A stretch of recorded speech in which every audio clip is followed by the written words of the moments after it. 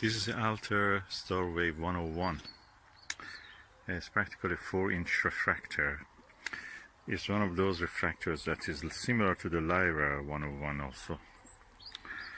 And it's practically a Fraunhofer refractor, meaning that F11 means that this telescope doesn't have, this refractor doesn't have any chromatic aberration, or it is very minimal. And only visible probably in very high power also. It has a dual speed Crayford focuser, graded draw tube, lovely aluminum knobs and CNC cut rings. I've installed it on the Omni XLT series CG4. This is for a CELESTRON OMNI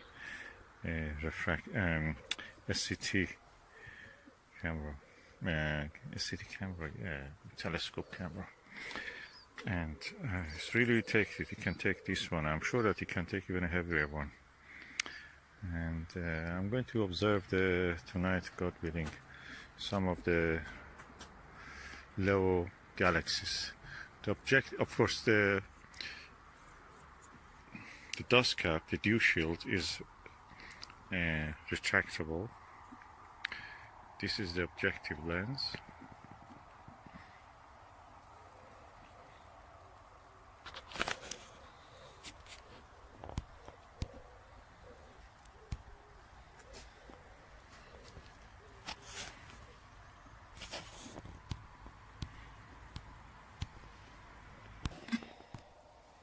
I've put the dew shield back, and it can come forward again. Just wanted to show you 1 or 2 millimeter actually, Starwave, Achromatic, Doublet, SH0055. It's quite a nice telescope actually. I have a Lyra version of this. This is red, so it's a beautiful telescope to use.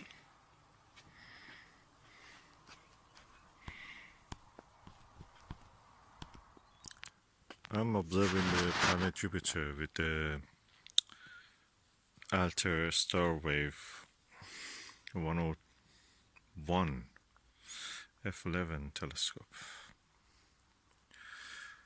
And Jupiter is there, just at the tip of my finger.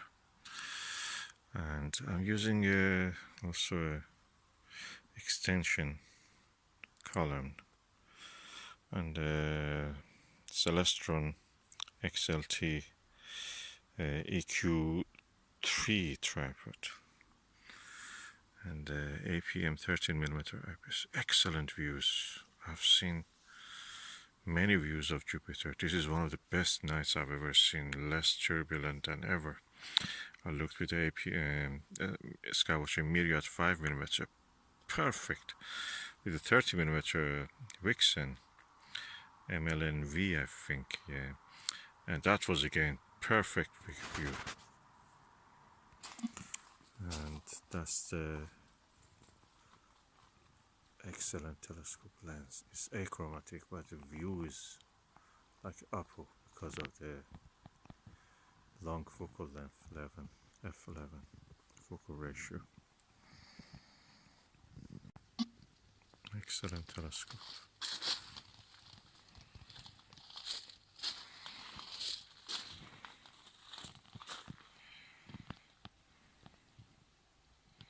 Can I say how much good is the view with the refractor, the classical refractor, Fraunhofer one. This is that.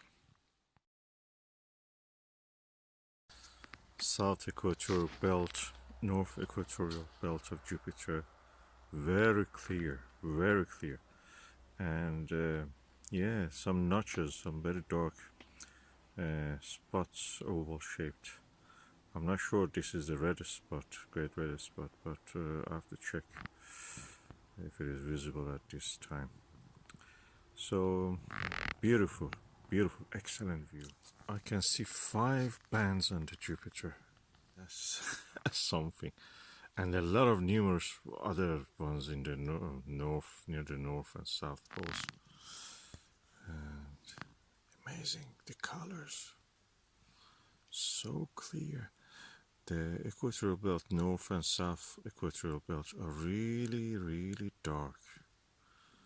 Rare that it's so dark and both so clear visible. Two of the satellites, Galilean satellites, are very close together. Probably they're going to eclipse each other. So, very beautiful moment in time to be observing Jupiter. Whoa, I'm looking at the Saturn now. Cassini division. Yeah, visible. I can notice it. It's not completely all the time visible, but you can see hints of it. You can see the outer ring after the Cassini division, Cassini gap, is actually, it has a different color. It's a little bit kind of whitish blue. And you can see also in the disk of the Saturn some coloring, kind of equatorial or temperate area, some coloring.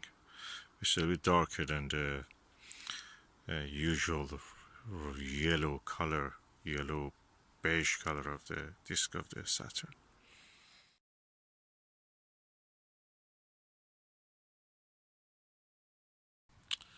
And of course the beautiful Titan, the satellite of the largest satellite of Saturn,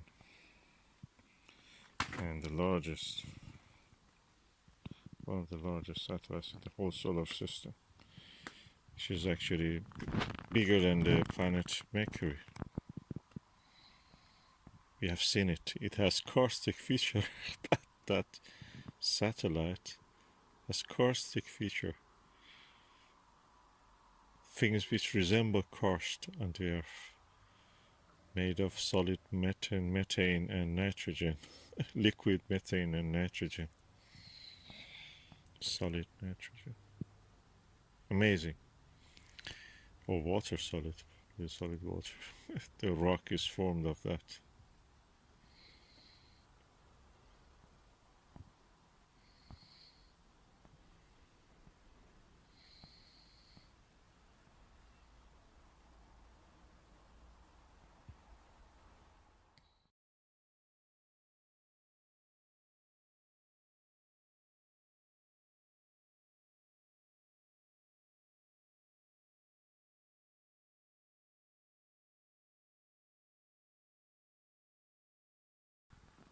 And between the Titan and the Saturn, I can see another satellite. If it is not a star. By the way, I'm using the Omegon dielectric coated 90-degree mirror, 2-inch 90-degree mirror diagonal. And this is a click lock. Beautiful. The scene is so good I couldn't resist to bring the Televue Ethos 8mm 100-degree eyepiece. And I can see nine cloud belts of the Jupiter from south to north. Oof! Seeing it and transparency of the sky is exceptional tonight. We had a long period of cloud and rain, but tonight is so good, so good.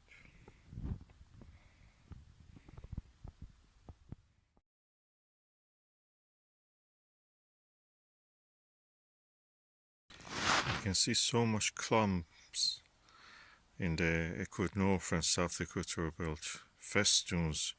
They're different colors, they're bluish gray, where actually the south and north equatorial belts are a kind of dark red to brown color. Amazing.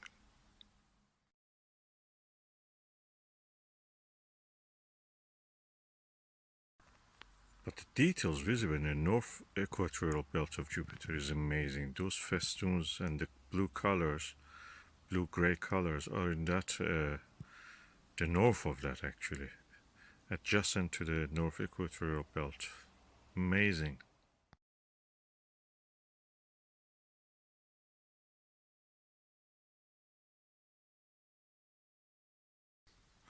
Ooh, wow, I can now see 11 equatorial belts. 11 cloud belts, I should say, actually. And it's amazing, from the south pole to the temperate region of the Jupiter. Temperate north. That's amazing. So much detail. Between the south equatorial belt and north equatorial belt, I can see at least 3 more belts. One of them is darker. And the 2 satellites, I think they were Io and Europa, probably, most probably. They're now approach each other, now they're separating. And I mean, from our sight line of sight.